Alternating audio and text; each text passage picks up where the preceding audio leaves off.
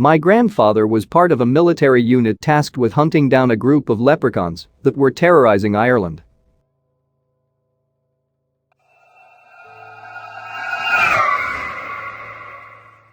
My grandfather was a quiet man who rarely spoke more than 2 sentences at a time. He was well respected in our community as he would always help out anyone in need. The only time he would ever show any emotion in St. Patrick's Day. He would never leave his house that day and would tell people to not come near him. My family considered him an oddball, but we all loved him anyway. A couple of years ago my father told me to drop something off at my grandfather's house. I was surprised that he wanted me to go there as it was St. Patrick's Day and he knew his father's rules. I discovered afterwards that my father had completely forgotten what day it was as he was stressed from work. I ambled along to his home, which was only a 5-minute walk away. I walked up the pass and knocked on the door. The knock was met with a deafening bang, and I flung myself to the ground out of reflex. My gaze was now in line with the front door, which was missing a large chunk of the bottom half. I was still lying there when the door was swung open and my grandfather came out brandishing a shotgun. I could see the fear in his eyes when he saw me on the ground as he thought he shot me. I quickly reassured him that I was fine and he told me to get inside quickly. He sat down in a chair and reloaded the shotgun and began aiming it towards the door. I stood there silently as his piercing gaze seemed to be evaluating me. He told me to sit down while he grabbed something. He was gone for about 5 minutes when he returned with a chest that was wrapped up with chains and a couple of locks. He placed a chest in between us and began to remove all of the chains and locks. His hands were shaking as he attempted to open the final lock. He finally opened the final lock and then swung open the chest. He indicated for me to look inside and I moved over and stared down. It took me a few minutes to comprehend what I was staring at. It looked like a person, but was only about 3 feet tall and was covered in coarse black hair. Its mouth was open and all of the teeth looked like sharpened spikes. There was a large piece of gold lying on top of his body. He had a long ugly scar which went down across his entire face. I was in a trance staring down when my grandfather explained that it was a leprechaun. I began to laugh as this was nothing like any of the leprechauns I had ever seen. He sighed as he told me that the victors write the history books and that mankind had changed how people perceived leprechauns. He locked the chest once again and told me to take a seat. He sat back down in his chair once again with his shotgun cocked and ready. I could see the conflicted emotions on his face as he slowly began his tale. I joined the Irish military at an early age as I wanted to escape my overly religious family who expected me to become a priest. My parents were both overbearing assholes who believed that they could plan my entire life for me. My parents never spoke to me ever again after this, which never really bothered me. I began regarded by someone who could get things done quickly and efficiently, which my superiors loved. My commanding officer Jerry would generally delegate some of his tasks to me as he knew he could trust me. One day Jerry came to me with a worried expression on his face. He asked me to follow him to his office and made me swear to not utter a word of this to anyone.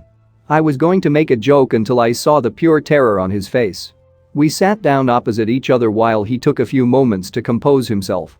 He then asked me what I had heard about leprechauns, and I simply replied that they lived at the end of the rainbows. He let out a laugh that made me feel like someone had just walked over my grave. He explained that leprechauns were real, and they were bloodthirsty little bastards who kill anything in their path. Most of them live in secrecy underground and avoid interactions with humanity. He then went to explain that a small enclave of them have been discovered near a lake in County Cavan. They have been coming out at night and killing herds of animals for the last few weeks. 2 nights ago they had broken into a home and butchered the entire family including 8 children. They estimate that the enclave may hold upwards of 50 leprechauns. I sat there speechless as he finished his tale. All color was drained from his face as he told me that we were being tasked with hunting down and killing all of them. Neither of us said anything for the next few minutes as I was trying to get my head around everything that I had just learned. Eventually I asked when we were being sent and he said tomorrow morning. I quickly excused myself and rushed out to organize all the supplies that we would need. The next morning Jerry, myself and 25 of the best troops I could pick set off. We told them en route what our objective was. One of the soldiers, Alan, who was notorious as a joker, began laughing but stopped as he looked at the somber faces around him. We arrived at the home that had been attacked a few days ago. Jerry, myself and a few others went inside and I almost vomited as I gazed at the blood that covered every surface. The ceiling was even saturated with blood. We quickly exited the building and took a couple of deep breaths to calm ourselves. The other soldiers were sent inside in groups so that they could witness the carnage that had occurred. Alan's usual smile was replaced with a look of pure fear. Jerry ordered everyone to grab their gear and prepare to head out. It took us an hour to reach the cave, which was believed to be their lair. Jerry led from the front, and we slowly made our way inside in single file. We had to duck down in places as the cave began to get very cramped. Our torches were bouncing off the walls and causing shadows that seemed to be alive. I don't know how long we were moving in single line for, but it seemed to take forever. We were descending deeper and deeper underground. We eventually reached a large open space, and we spread out to take a look around. One of the soldiers called us over, and we walked over to find bones that had been gnawed on. I was going to dismiss it as an animal until the realization that it was the remains of a baby struck me. We were standing there silently gazing down at the baby's body when one of the soldiers let out a scream. We quickly rushed over to find him bleeding from a wound to the back of the leg. He explained that something had run by him and cut the back of his leg. He was just finishing explaining when guttural cries began emanating from seemingly everywhere. Before we could react, the leprechauns were among us, screaming at us in their language. Their attack only lasted mere minutes, but they had killed and dragged 5 of us off without suffering a single casualty. Their small stature meant they could get in under our weapons before we could fire upon them. We had gotten disoriented in the attack and were now unable to remember the way we had entered, as they all looked similar. We formed up into a circle while using our torches to keep an eye out for them. I had to take command as Jerry seemed to be in shock. I began issuing orders to drop anything non-essential and just bring what we needed. We began to follow the bloody tracks left by our comrades that they had slain. I could see the determination in the others' faces as they wanted revenge for earlier. We were trying to move as quickly as possible to try and catch them by surprise. We continued our downward descent, and we all began to get uncomfortable due to the sweltering heat that seemed to be coming from everywhere. We eventually reached an enormous cavern that was alive with sound. We were on a landing that was higher than the floor of the cavern, so we slowly crawled to the edge. I couldn't breathe as I gazed down at the sight that lay before me. Hundreds of leprechauns were standing down there, and they all appeared to be armed to the teeth. One of them stood on a rock and was giving them what appeared to be a speech. Jerry indicated for us to move back, and in my haste to move I knocked over a small set of stones which cascaded down into the cavern below. We all gazed once more over the edge to see hundreds of hate-filled eyes looking back at us. Their leader screamed a word in their tongue, and they all began to charge towards our position. We ran back to the others and opened fire on the closest rank of leprechauns. They were very difficult to kill as it took almost 5 or 6 bullets to kill them. We began a fighting retreat, and I could hear the occasional scream as one of my comrades was killed. We finally reached the first cave we had been attacked in and quickly backed ourselves into a square. There were 14 of us left as the others were dead or missing. Jerry was amongst the missing, so everyone was following my orders. The hordes of leprechauns began streaming out of dozens of caves. I noted one cave that they didn't come out of and knew that was our way out. They began hit and run tactics on us and began to test our resolve. It didn't take long for 1 or 2 of the others to break rank and flee. They were quickly overwhelmed, and we were forced to watch as their still screaming bodies were dragged off. I wished that I could have helped them, but knew it was useless. The attacks continued for the next few hours until we were finally out of bullets. Only myself and Alan were left alive, and he was barely able to stand due to numerous cuts on his legs. I was uninjured, but was near the point of exhaustion. The only weapon I had to defend myself was my knife that I had since I was a child. It had been given to me by my uncle before he left to travel to America. The leprechauns started chanting, and I watched as their leader from earlier stepped forward. He seemed to be grinning at me as he stopped a few feet away. He pulled out what appeared to be a sharpened bone and then waited. I knew that our only chance of survival was for me to kill him.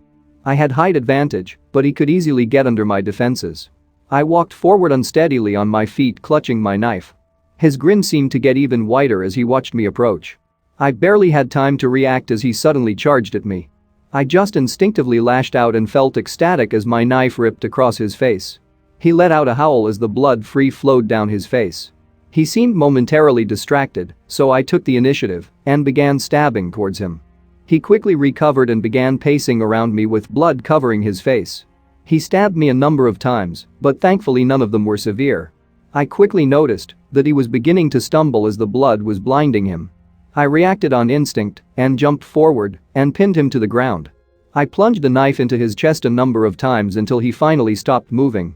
I pushed myself to my feet and looked up to see the other leprechauns slowly retreating back down into their caves. I helped Alan to his feet and then also grabbed the dead leprechaun and then dragged him with us. We reached the surface to discover an entire day had passed since we had gone down into the caves. We made our way back to the truck in which we had arrived. I went rooting in the back and found what I was looking for. I left Alan at the truck and made my way back to the entrance carrying the explosives. I watched in satisfaction as the explosives sealed the entrance and trapped the leprechauns down in their underground lair. I decided to keep the leprechaun's body as a trophy and heard from a wise woman that gold keeps their bodies in near perfect state. Our superiors were disappointed that so few of us returned, but were happy we fulfilled our mission. I retired from the army soon afterwards as it had lost its appeal to me. I refused to share this story with others as I didn't want people to think I was crazy. I sat there silently as my grandfather finished his tale, as this is the most words I have ever heard him speak in one sitting. I would have thought he was crazy if I hadn't seen the body in the crate. My grandfather explained that St. Patrick's Day is the day that leprechauns freely travel the surface as people don't notice them. He gazed over at the clock and lowered the shotgun after discovering it was after midnight. He made me swear not to tell my father that he had almost killed me before sending me home. I got addicted to drugs in the following years and ended up stealing from friends and family to help finance my addiction.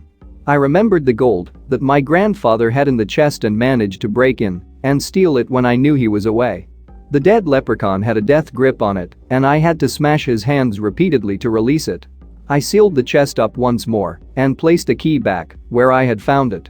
My grandfather's body was discovered on the 18th of March last year and his death was ruled as an animal attack. His body had been ripped apart into hundreds of pieces and a lot of his body was unaccounted for. No one seemed interested in the chest that was found in his house or the fact that it looks like something forced its way out of it. I tried to explain to people what had been inside, but people just assumed that I was just high on drugs. I gave up drugs that day and swore to myself that I would atone for causing my grandfather's death. I have been getting more and more paranoid lately as there have been lots of animal attacks near my home. Last night I gazed out my window to see a small creature with a scar across its face and it appeared to be taunting me. I watched as it lifted up my grandfather's face that it had ripped from his body. I quickly closed my curtains and hid in the bathtub. I can now hear voices coming from outside my house and I pray to God they are human.